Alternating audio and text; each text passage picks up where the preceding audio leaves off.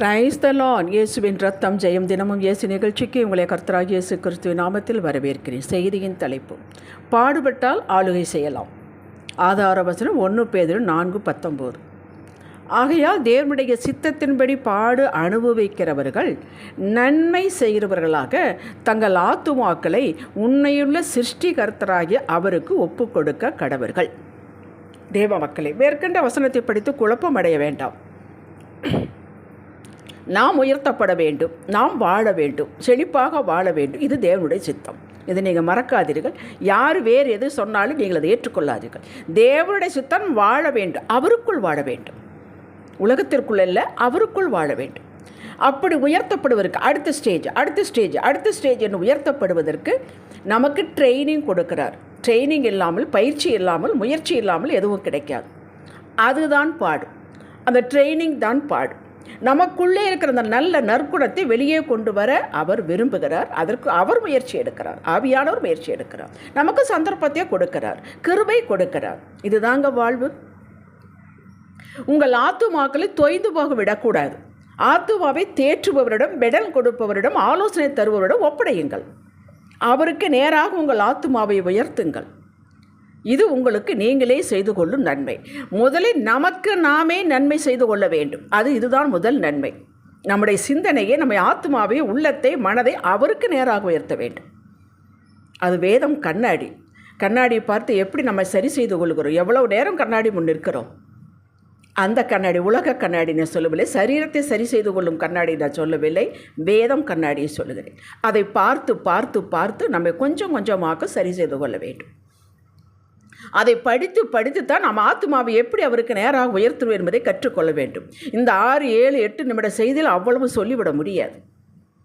நன்மை எங்கிருந்தோ இறங்கி தொப்பொன்று வீட்டுக்குள் வருவதில்லை, விழுவதில்லை. அது உங்கள் உள்ளேயே இருக்கிறது. அது வெளியே கொண்டு வாருங்கள். இதுதான் நன்மை. ஏன் இந்த நன்மை நாம் செய்து கொள்வதில்லை, செய்ய முடிவதில்லை? காரணம் பலவாக இருந்தாலும் நாம் சற்று ஈஸி கோயிங் டைப். யார் மேலேயாவது தவறை, பொறுப்பை போட்டுவிட்டு சும்மா இருப்பது நமக்கு ஈஸி. கவலைப்படுவது, புலம்புவது, முறுமுறுப்பது, போத்தி படித்துக்கொள்வது எளிது. இதெல்லாம் நம்மால் முடியும். இதற்கு பதிலாக இதையெல்லாம் முதலில் நிறுத்த வேண்டும் என்று சொல்லும்போதே கொஞ்சம் இடிக்கிறது. ஏனென்றால் நிறுத்துவதற்கு ஒரு வல்லமை வேண்டும், ஒரு பலன் வேண்டும், ஒரு வைராக்கியம் வேண்டும். இதற்கு சற்று பொறுப்புணர்வும், பொறுமையும், சகிப்புத்தன்மையும் வேண்டும். இவைகள் உங்களுக்குள்ளே இருக்கிறது. சந்தர்ப்பம் வாய்க்கும் போது இதை காட்டுங்கள், வெளிப்படுத்துங்கள். இதுதான் கர்த்தரை நம்பி நன்மை செய்வது. ஒரு உதாரணம் சொல்கிறேன். எனக்குள்ளே இல்லைங்க, எனக்கெல்லாம் எதுவும் இல்லைங்க, நான் பொறுமை இல்லைங்க, அப்படி இல்லைங்க, இப்படி இல்லைங்க என்பதற்கு ஒரு உதாரணம் சொல்லுகிறேன். நீங்கள் படுத்திருக்கிறீர்கள், கால் வலி, திடீரென்று வீட்டுக்குள் தீப்பிடித்து விட்டது என்று சொல்கிறார்கள். இப்பொழுது கற்பனை செய்து பாருங்கள். எவ்வளவு வேகமாக, எவ்வளவு பொருட்கள் எடுக்க வேண்டுமோ அத்தனை பொருட்கள் எடுத்து எவ்வளவு வேகமாக ஓடுவீர்கள் என்று யோசித்து பாருங்கள். பாம்பு என்று சொன்ன உடனே எவ்வளவு வேகமாக ஓடுகிறோம் என்று. எங்கேருந்து வந்தது அது எனர்ஜி? உள்ளுக்குள்ளே இருக்குதுங்க. நாம் தான் நம்ம ஏமாற்றி கொண்டு இருக்கிறோம். எனக்குள்ள ஒன்றும் இல்லை எல்லாம் இருக்கிறது. சவுலை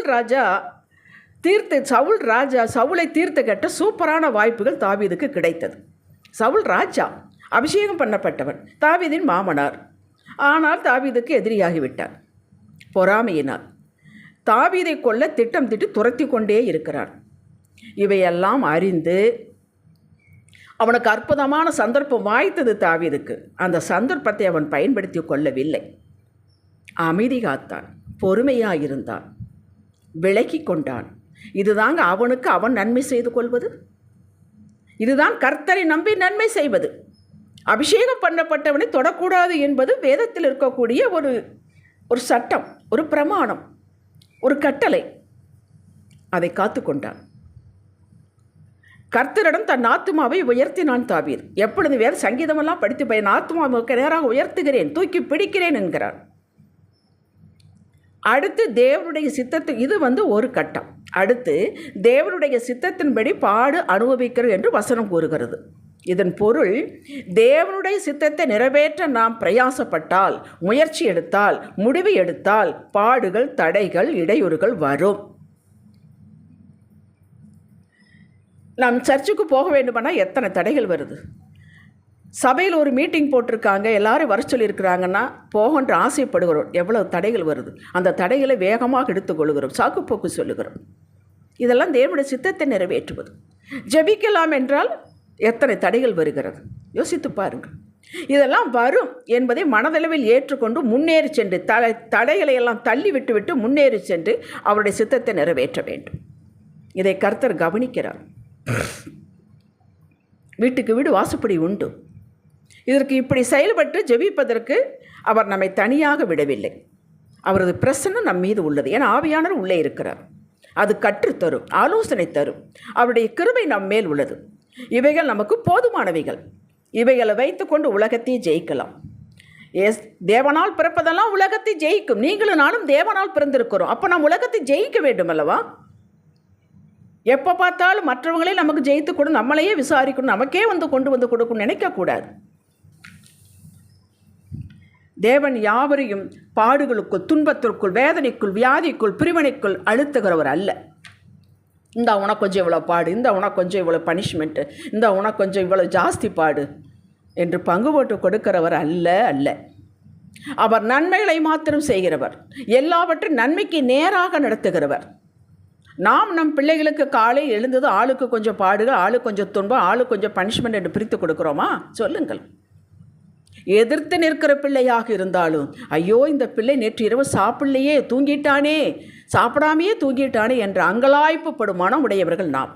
பொல்லாதவர்களாகி நாமே நம் பிள்ளைகளை இவ்வளவு கரிசனம் கொண்டிருந்தால், சிலுவையில் அறையுண்டு கடைசி சொட்டு ரத்தத்தையும் கீழே கொட்டி 5 காயங்களால் பாடுகள் பட்டு நொறுக்கப்பட்டு பிழியப்பட்டவர், அத்தனை பாடுகள் நமக்காக சகித்து ஏற்றுக்கொண்டவர், தனது முழு ரத்தத்தை கொட்டி நம்மை மீட்டு எடுத்தவர் எவ்வளவு அன்பு கூறுவார் யோசித்து பாருங்கள்.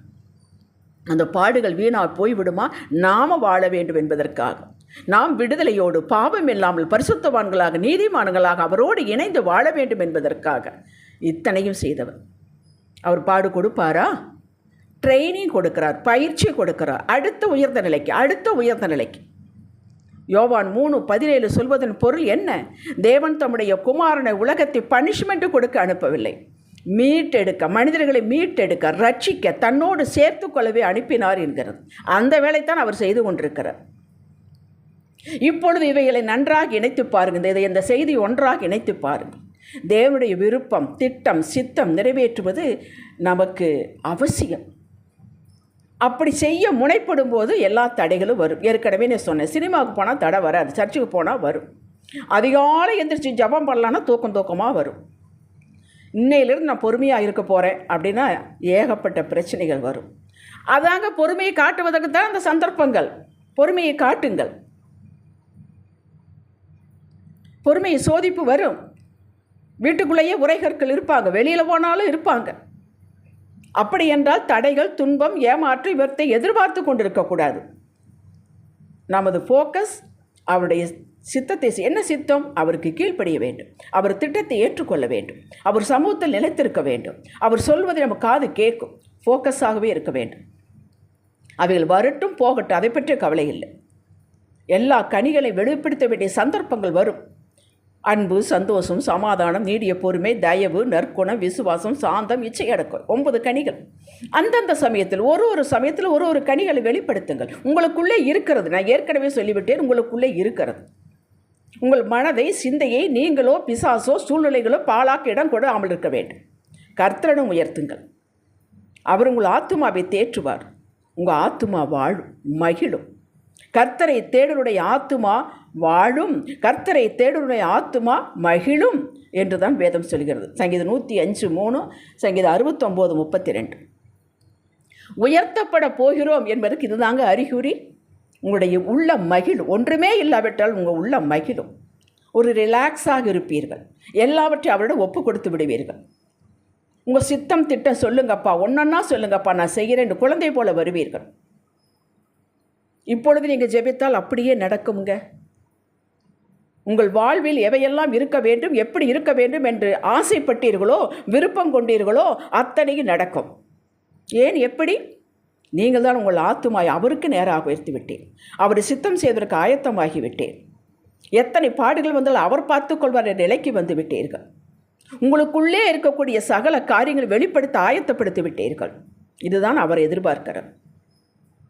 உங்களை சுற்றி இருப்போருக்கு ஒருவித பயம் உண்டாகும் உங்களை பார்த்தார். ஆம், நீதிமான் செய்யும் ஊக்கமான வேண்டுதல் பலன் உள்ளது, பயன் உள்ளது.